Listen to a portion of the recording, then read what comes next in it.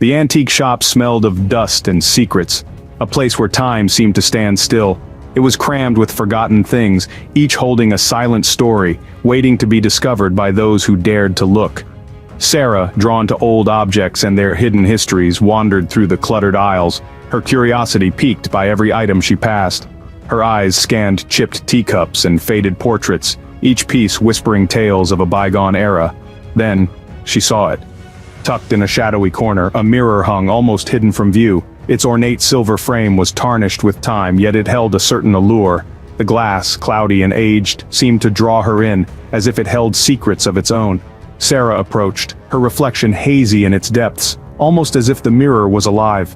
For a moment, the shop vanished. She saw only her reflection, staring back with strange intensity, as if trying to communicate. Sarah shook her head, the image gone. The shop reappeared around her, but the feeling lingered. Was it her imagination? The mirror called to her, a silent siren in the crowded room, its pull undeniable. She couldn't resist its pull, feeling an inexplicable connection to the mysterious object. Sarah returned to the antique shop days later. The mirror beckoned her, a constant whisper in her mind. She found herself standing before it once more, her breath catching in her throat. The reflection was different this time. Her reflection moved independently, a subtle shift in her smile. It wasn't a trick of the light, Sarah was sure of it. Panic welled in her chest, tight and cold. She stepped back, her heart pounding in her ears. The shop seemed to close in, the air thick and suffocating. Sarah stumbled, her hand grasping for something solid. She looked back at the mirror, but the reflection was gone. It was just her own frightened face staring back. Days turned into weeks. Sarah couldn't stay away from the antique shop or the mirror that haunted her thoughts.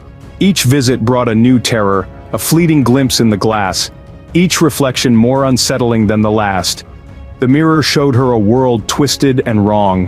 Her reflection, always a step ahead, beckoned her into its darkness. Sarah's life outside the antique shop began to unravel. Sleep evaded her, replaced by nightmares of the mirror's world. Her friends noticed the change. They saw the fear in her eyes, the way she jumped at shadows. "You need to rest, Sarah," they urged, their voices filled with worry. But she couldn't tell them about the mirror. They wouldn't understand. One night, Sarah found herself inexplicably drawn back to the antique shop, a place she had visited only once before. The streetlights flickered ominously, casting long, dancing shadows on the sidewalk, creating an eerie atmosphere that sent chills down her spine. The shop's windows were dark except for the faint, almost ghostly glow emanating from the corner where the mirror hung, beckoning her. The reflection in the mirror was vivid this time, more vivid than she had ever seen before, almost as if it were alive. It spoke to her, its voice a raspy whisper that echoed in her mind, sending shivers down her spine. "Come closer," it said, its eyes burning into hers with an intensity that was both terrifying and mesmerizing. "This world is yours. All you have to do is step through," it urged, the promise of something unknown hanging in the air. Sarah's hand trembled as she reached out, her fingers brushing the cool, smooth glass of the mirror, feeling a strange energy. The whispers intensified, growing louder and more insistent, pulling at her, urging her to cross over into the unknown. For a fleeting moment, she saw a life free from her own troubled reality, a life that seemed almost too good to be true, a life of power and darkness. The temptation was intoxicating, almost impossible to resist, as if the mirror held all the answers she had been seeking. Section 5. The Descent. Sarah's life spiraled further into the mirror's grasp. She became a stranger to herself, her reflection a constant companion. The line between reality and the mirror's illusions blurred. She couldn't tell where one ended and the other began. The mirror fed on her fear, growing stronger with each passing day. It showed her glimpses of her loved ones, trapped and tormented in its depths. Their pleas for help echoed in her dreams, driving her deeper into despair. Her sanity teetered on the precipice. The mirror's world beckoned, promising solace from the torment it inflicted, but at a cost. She had to surrender to its embrace completely. Section 6. The Point of No Return. The night Sarah decided to cross over, the air crackled with unseen energy, as if the very atmosphere was alive with anticipation. The antique shop seemed to pulse around her, the objects vibrating with a life of their own, each one whispering secrets of the past. The mirror glowed, its whispers reaching a fever pitch, calling out to her with an almost magnetic pull. "Join me," it urged, its voice a symphony of seductive promises, weaving a web of temptation around her. "Become one with the darkness," it beckoned, its presence both terrifying and alluring. Sarah, her eyes vacant and hollow, stepped toward the mirror, drawn by an irresistible force. She no longer recognized the reflection staring back at her, the face in the mirror twisted and distorted. With a final, shuddering breath, Sarah pressed her hand against the cool glass, feeling a strange energy coursing through her. The world dissolved around her, the antique shop fading into a swirling vortex of shadows, as if reality itself was being torn apart. She was falling, tumbling through an endless abyss, her screams swallowed by the darkness. Then, silence. Section 7. A World Adrift. Sarah opened her eyes, her body tingling with a strange energy. She was no longer in the antique shop. She stood in a place both familiar and grotesquely wrong. It was her town, but twisted, decaying, and shrouded in an unnatural twilight. The buildings were familiar yet distorted, their facades crumbling and overgrown with thorny vines. The air was thick with the stench of decay and the sound of distant screams. Shadows danced at the edge of her vision, whispering her name in hushed, menacing tones.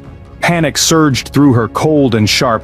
She tried to scream, but no sound escaped her lips. She was trapped, her worst nightmare become reality. Section 8. The glimmer becomes a prison. Days turned into an endless, horrifying procession. Sarah wandered the desolate streets of her mirrored town, searching for a way out, a glimmer of hope in the darkness. But the mirror offered no escape. She encountered others trapped in the mirror's world, their faces etched with despair and madness. They reached for her with clawing hands, their eyes pleading for a rescue that would never come. Their pain, their terror, seeped into her, threatening to consume her sanity. Each night she would stand before the mirror, now a towering, distorted version of its former self.